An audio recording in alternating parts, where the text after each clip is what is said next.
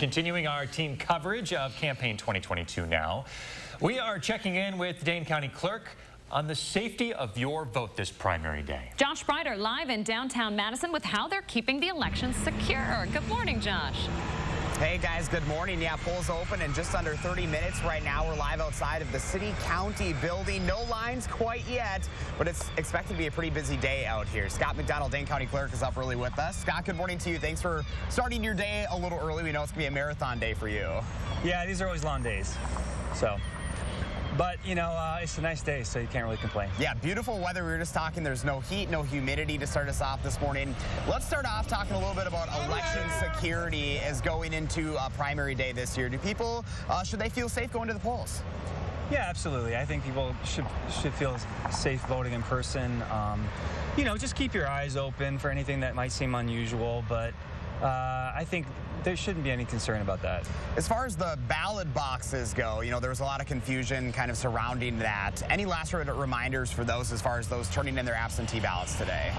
Yeah, so if you're going to turn in an absentee ballot, you should turn it into your polling place. So if you want to beat it to there and not vote in person, you can do that.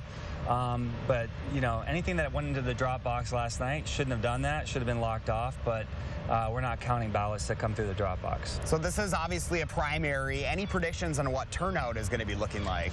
It's always hard to predict in August. You know, people are out of town. I always wish they'd move this into September like it used to be, so we'd have higher turnout. But, you know, there are very competitive races on both sides, so it should be, you know, 40–50%. We'll see how it turns out. As folks are planning their day and when they're going to vote, any last-minute reminders you have for voters today? Yeah, first thing I would say is check your polling place. We've had redistricting. People haven't maybe voted since that's happened. It could have moved. And you can check that at myvote.wi.gov, which you should bookmark. I use it all the time. The other thing is you need an ID, but it doesn't have to have your correct address on it. You know, your driver's license lasts 8 years.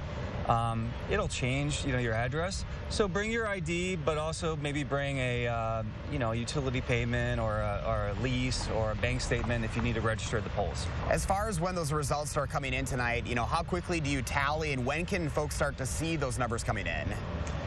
Well, we tally quickly here. You know, probably around 8:30, 8:45, you might start to see some results. And then we load them as we get them. So, you know, it might take a while for all the results to be up, but we'll have some results pretty soon. All right. Get out and vote today, right? Yeah, absolutely. All right, Scott. Thank you for your time. We appreciate it as always. Yeah, let's get some coffee. Let's do it. It is coffee time, guys. Again, polls open here in about 25 minutes, 7 o'clock. We're going to be out here all morning long throughout CBS Mornings as well, keeping you updated on what the turnout is looking like later on today. And, of course, continuing coverage on channel3000.com. All right, Josh Breider live downtown. Thanks, Josh.